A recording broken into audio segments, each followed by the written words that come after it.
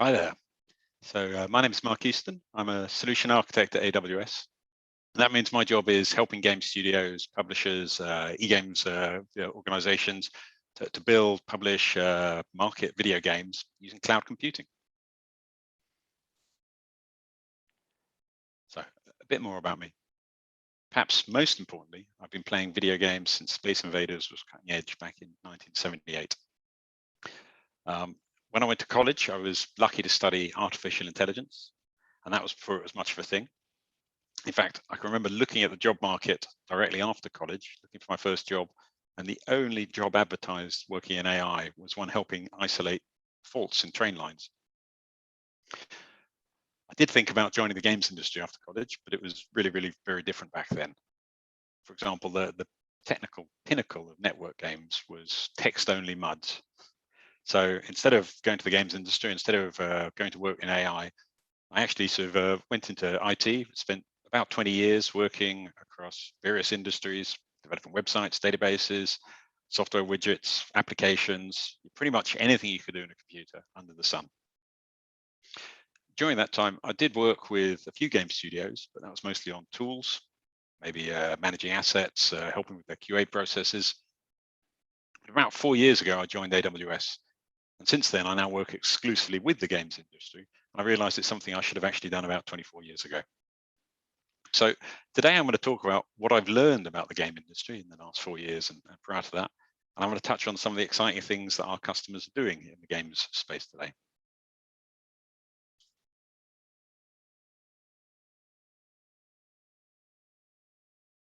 So to kick off, I'll do a quick summary of AWS, who we are and what we do. We're essentially a global provider of cloud services. We work with a lot of customers, but one thing we do is we work with game studios and help them provision the core building blocks of infrastructure. It's the sort of compute, their virtual machines, databases, networking, security.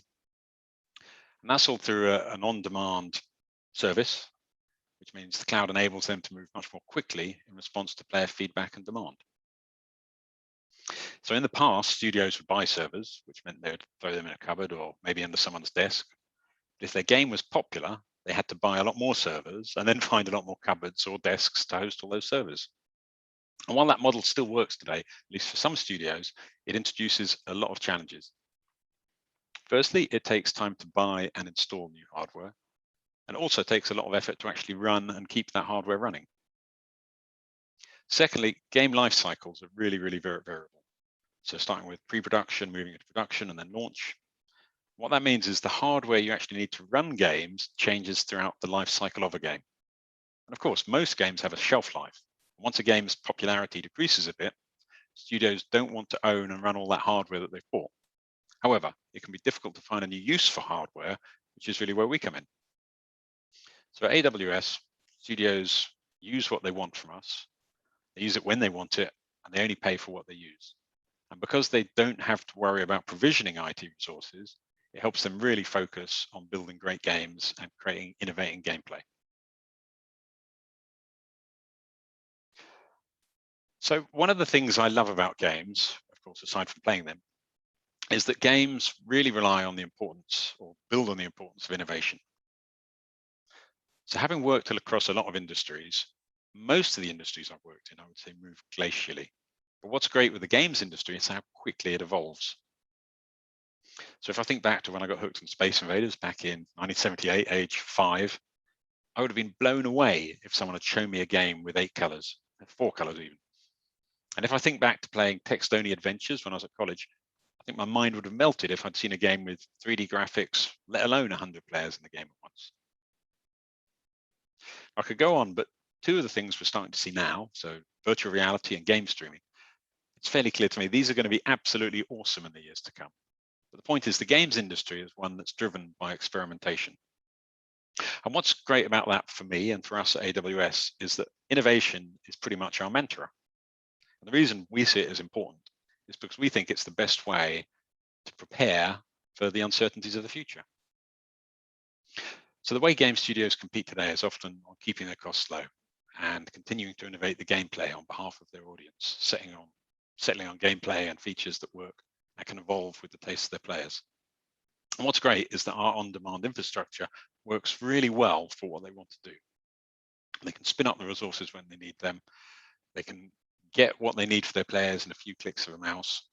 And it really allows them to experiment, fail fast with some of their experiments, and therefore keep the innovation flywheel working.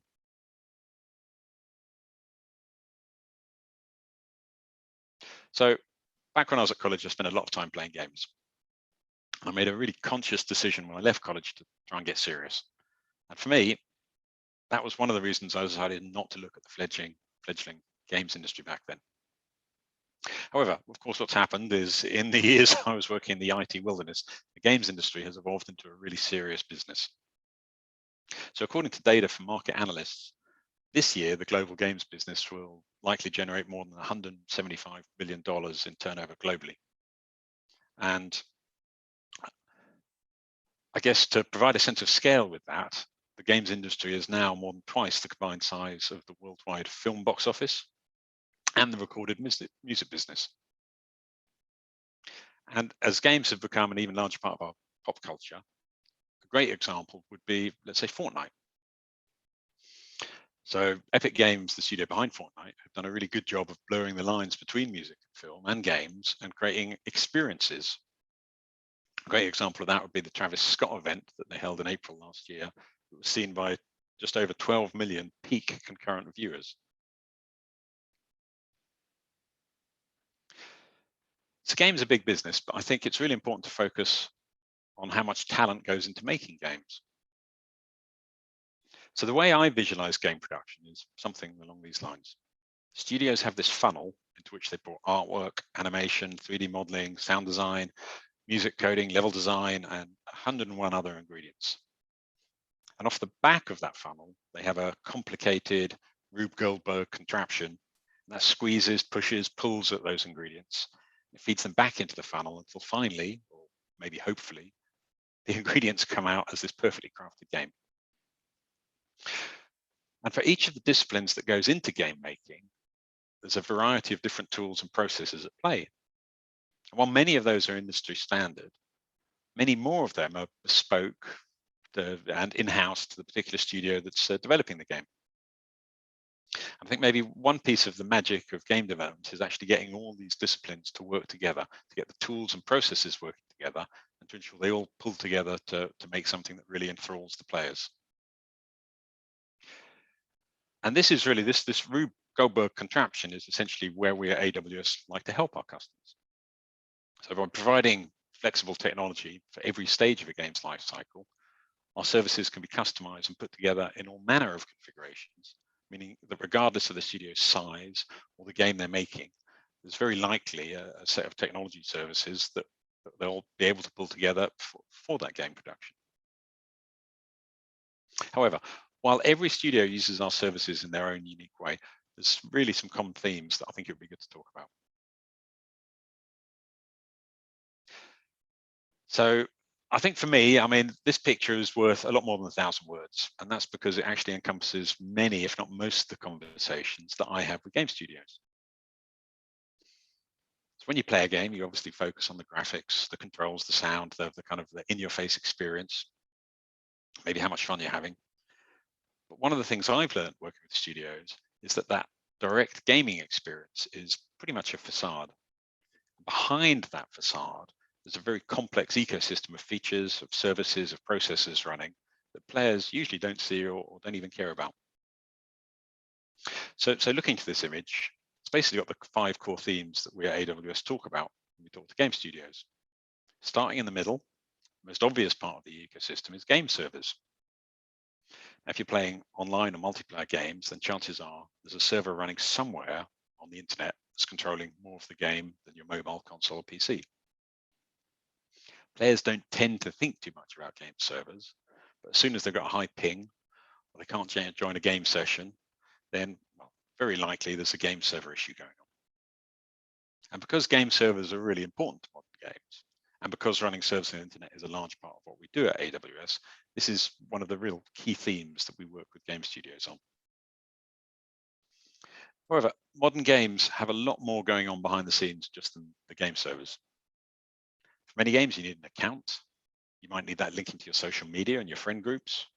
You might have a leaderboard, the ability to save your progress to the cloud, matchmaking, clan party membership. Actually, there's a lot of features, a lot of services that really sort of run behind the game. And those services, they get richer all the time. A good example might be cross-save. And as these get richer, it's really important to make sure that these are running in a sort of a scalable fashion and are globally accessible. Closely related to those backend services, you then have analytics. Whether it's for isolating bugs or looking at connectivity issues for players in some far-flung country, whether it's finding out how players are actually playing the game. Studios are constantly analyzing how their games are performing with analytics to ensure they can give the players the best experience possible. Moving on from that, we come to content distribution. So when I first started playing games, they pretty much arrive on a cartridge or maybe a tape. You can measure the size of a game's assets in kilobytes. Nowadays, even the smallest games tend to have hundreds of megabytes of content. And I'm sure you know the largest can be hundreds of gigabytes of content. And that content, of course, is varied. It might be images, videos, sound. It could be downloadable content. It could be game patches, of course, the game itself. So in 2021, digital distribution is now used for the vast majority of game content. And that means that studios are sending exabytes of data to all corners of the globe to make sure their players can play the games. And then the last theme that we talked to a lot of customers about is monetization. While everyone likes free, games have to try and pay for themselves. So many games have store integration, skins and assets you can buy, virtual currencies, achievements, and all sorts of various aspects of the metagame. And there's maybe a sixth theme, which is not on the slide.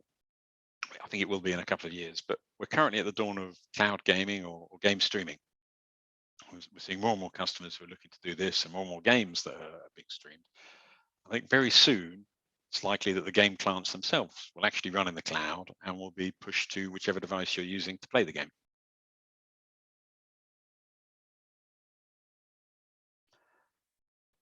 So having mentioned the key themes we help game studios with, another interesting aspect of games is really how varied their needs are. So at AWS, we have over 175 services. And every day I'm amazed at how many of those services are used by our games customers. Every time we release a new service, I might have a look and say, oh, there's a service that games customers won't use. And it turns out, weeks or days or months later, I have to eat my words. Because very quickly, I realize we've got a games customer who is precisely doing that. They've picked up that service and found a use for it somewhere in their game. Of course, that really is just a sign of how innovative game studios can be. In a lot of industries, they like to rely on tried and tested technology. And while that's definitely true with game studios, just to a certain extent, they also like to challenge the status quo, run things bigger, faster, or differently than they've ever done before. One example of that might be around launching new products. So for companies in most industries, when they launch a new product, they expect interest to grow slowly. That means they can gauge and ramp up to meet growing demand. And while that might happen with some games, it's often the opposite. So when a hotly anticipated game is launched, it often goes from 0 to absolutely full throttle at the moment it launches. And it's only after launch, so maybe days, weeks, months afterwards, the player base starts dropping down to a regular level. So some of the key areas that game studios really like to challenge us on AWS are backend services, including computing and networking capabilities, database and analytics, and also machine learning and artificial intelligence.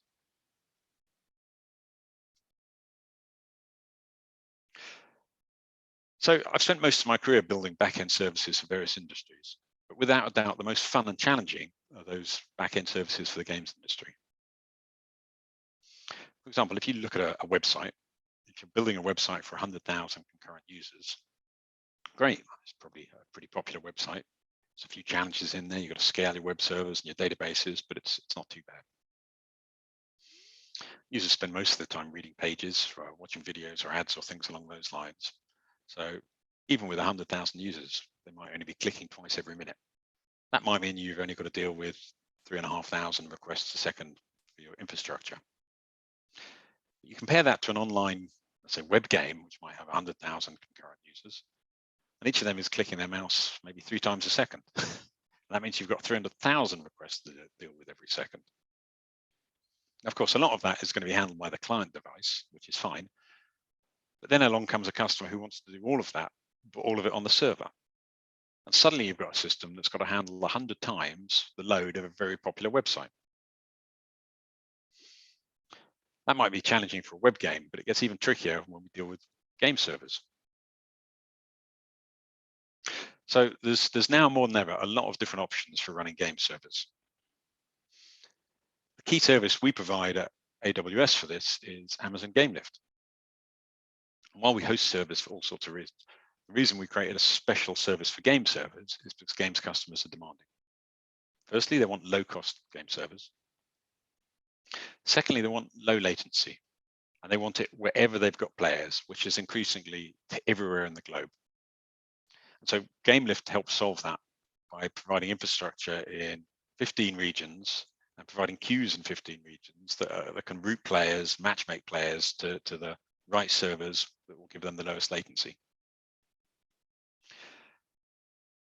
And the last couple of challenges that were pushed by games customers with are high availability that we can provide through our regions and our global infrastructure, and then flexibility, which means we have to help studios choose exactly how and when they're going to run their game servers, for example, the OS and the runtime, which they can do by integrating it to Gamelift through our SDK.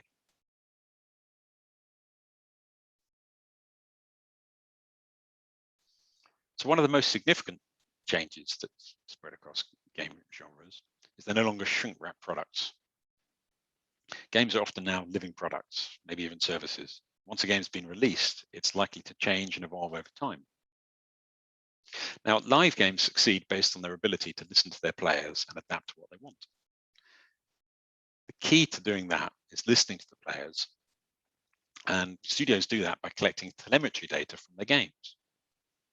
Now, once the telemetry data has been collected, then it needs to be analyzed and turned into meaningful insights. Of course, the bigger the games get, the more complex the games get, the more data they generate. And understanding the data gets more complex as well, of course. But it's really important to do that as a studio, because the better you collect the data and then analyze it, the more chance you have of optimizing the design for the players. So a lot of our customers implement game analytics on AWS because they know that we can help them ingest, store, and analyze the telemetry data. And that might be adjusting the difficulty area in their game map, or it might be providing more weapon upgrades. And while studios have been collecting and analyzing data for years, as games get bigger, as players get bigger, as games get more complex, it's really important to game studios that they can collect all the data they need and not have to get rid of data because they run out of storage space. So talking of scale, you don't get any bigger than Fortnite, but it's a great example of how games can use AWS to scale at unprecedented levels. So Fortnite enjoys, I think it's about 250 million monthly average users. And to ensure the game is balanced and they can identify anomalies, cheaters, squash bugs, Fortnite is supported by a massive data warehouse. And at our user conference reInvent, I think last year, Epic announced they were maintaining a 35 petabyte data warehouse on AWS, and they were adding another 5 petabytes per month to it. Now that pace means that Fortnite's data warehouse is approximately 95 petabytes at the moment, which is almost as large as Google's entire search index.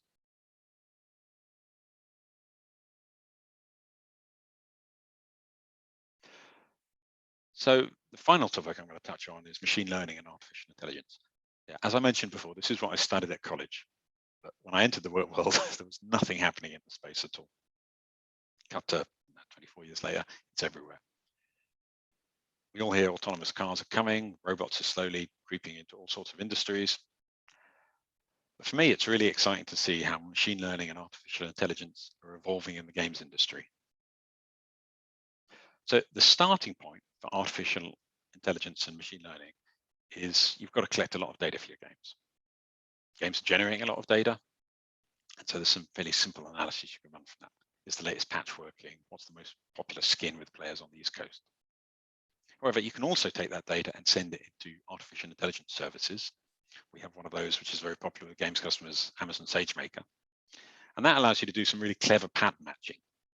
And that can result in some really interesting things. That might be detecting and sequestering cheaters. It could be adapting the game's design to suit different types of players. It could be reviewing chat logs to gauge players' sentiment. However, one of my favorite use cases for using ML is actually quality control. And when Rovio launched Angry Birds Dream Blast in 2018, this is exactly what they did. So traditionally, QA has a reputation for being a challenging part of game development, but it's also a really critical part. The thing is, the QA process can be painful, it can be time consuming, and in the mobile game space, studios are also expected to be prolific with new content, which is really tough when you've got to maintain a game. So when Rovio launched Dream Blast, the developers were busy creating and releasing up to 40 levels a week. And what's nice with traditional QA is it has an end date. But when the game has 40 new levels a week, it means that every week is as full on for the last one for the QA team. So to help manage this, Rovio decided to use an innovative process with ML. They basically built two bots that would play the game and look for bugs and also estimate the difficulty of levels. So one bot used heuristic learning, took into consideration the playability data and patterns to estimate how a normal player might try and play the game.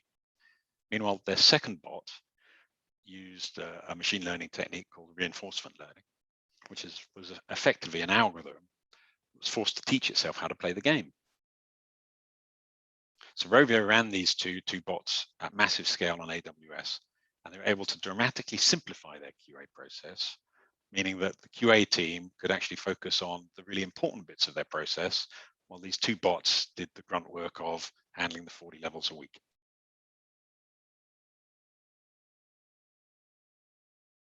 So I'm going to start drawing things to a close. However, if you're interested in any of the topics I've touched on and would like to learn more, then I have a link here, link on the screen, which will take you to AWS's Game Tech Learning Materials, where there's a variety of courses and labs and general game tech advice on the topics I've discussed.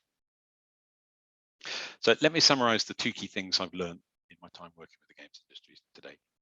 Firstly, games are some of the most advanced products in the world. While you can get an inkling of that from the visual and immersive aspects, those are really just the tip of the iceberg. Behind the scenes, you've got this complex estate of servers, databases, backend services running in the cloud. Then you've got large flows of telemetry data, which the studios use to keep the game running and then to make them more fun.